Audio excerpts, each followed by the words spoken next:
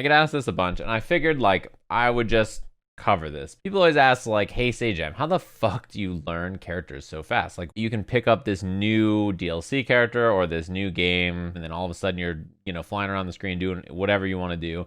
And when I try to pick up characters, it's like impossible. It takes me so long to remember all their normals, remember all the stuff they do, etc., right? If you're learning a new instrument, let's say you're brand new, and you're learning this new instrument and you learn a song, right? You played the song from start to finish. It's like not perfect, but you're like pretty much there. And then someone hands you like a piece of sheet music and they're like, okay, play this next song. You're gonna be like, oh boy, like this is the second song I've ever learned. Okay, it's gonna take a second. And you're gonna like have to sit there and then like figure out where to start. And there's like notes you don't even know how to play them, right? Or chords or whatever. You're like, I don't even know where this is. So you have to look around the entire screen and figure it out. And you're like, what do I play here? Where do my hands go and all this, right? Now imagine if you did the same thing and you handed someone the same sheet of music to play, but they've been playing the same instrument, like a piano or something, for a year or 2 years or 5 years or 10 years or whatever it is. Their ability to pick it up is going to be a lot faster. In fact, they might even be able to play it like they can just hear it and then they'll play it. They don't even have to sit down and really practice to do it. They're just like, oh, cool.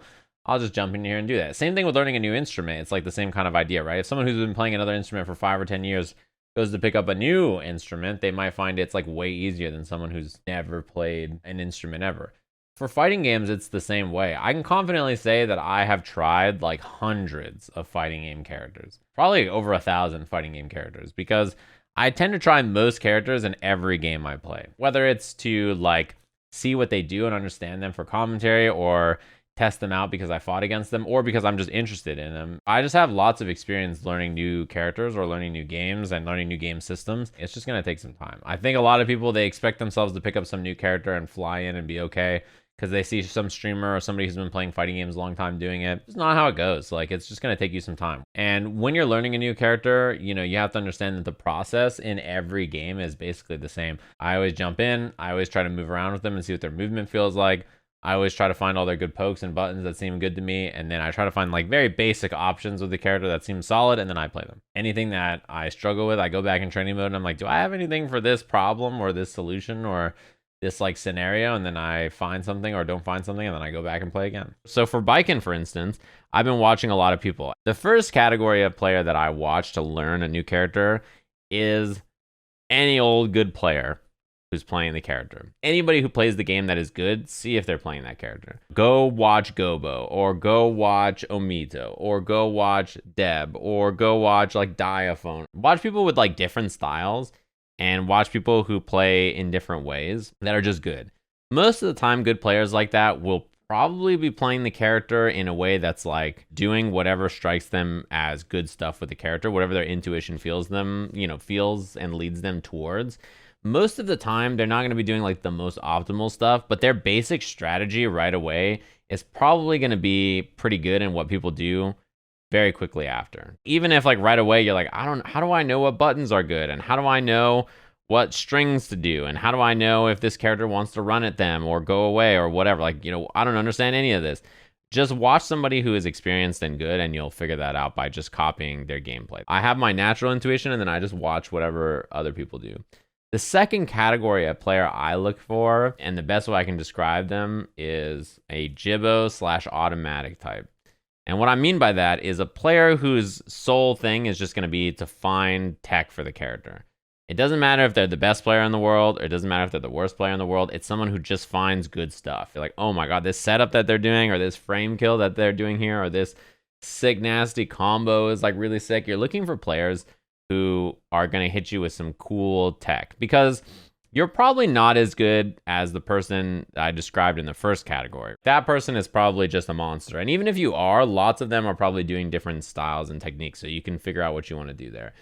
However, the setups and the tech and all that kind of like lab monster stuff that these people come up with, you can implement that into your game, right? No matter whether you're a brand new player or whether you're super experienced, you can start taking combos and like, setups and all that kind of stuff, and you can start implementing them into your game that maybe even the person who's learning the character that's good in the first category doesn't even know. I go looking for someone who is super good at finding combos and tech and all that kind of stuff, and many people like that. And then I go watch a bunch of people who are doing like the basic stuff to see like, all right, like missing something with this character. So when watching all these players, they're all doing different things. And like, so, you know, you just want to mix and match and take what looks good to you and what looks like you might enjoy it and then try it. And if it doesn't work, it doesn't work. But, you know, it's a good place to go fishing for ideas. Even if it's somebody who you're like, nah, I don't know if this person's that good. They're probably going to do something that you haven't seen or thought about with a new character. Or they could do something that you have thought about and you think is bad. And then you watch it and you're like, that is bad. You know what I mean? It'll maybe reaffirm the ideas you already have. How do you know what's good or bad? So that's why I'm steering people towards, you know, the idea of watching good players, because better players will be able to answer that. People who have been playing fighting games for a long time, they usually can tell if something is good or bad on a character pretty quickly. Just by playing the games and like learning new characters and knowing like, okay, this poke is pretty fast and it goes pretty far and it has good cancel options. Probably a good poke. Oh, this frame traps this and leads into this. Yep, this looks good. Oh, this does this. Yep, that looks great. You start to figure it out over time, but when you first start, it seems like so confusing. And even if you don't know why they're good at first, you know, just practicing them will probably give you a better idea, and maybe as you play, you'll figure out why it's good. What about when one person who is really good says air tatami is good in neutral and Sajam says it isn't? I think what I mean by it's not good in neutral is probably different than someone else. I'm thinking about it and how it is in other games. It's not bad in neutral. It's actually okay in certain positions for characters that approach, but it's not like you can just jump and do tatami and force the other person to deal with it. The other thing is her air buttons are so good that doing a tatami in the air seems like it's not worth it when her air buttons are as good as they are. And that's sort of the process every time. It's not like it changes per game or something like that. It's always the same sort of process. I just get asked that a lot.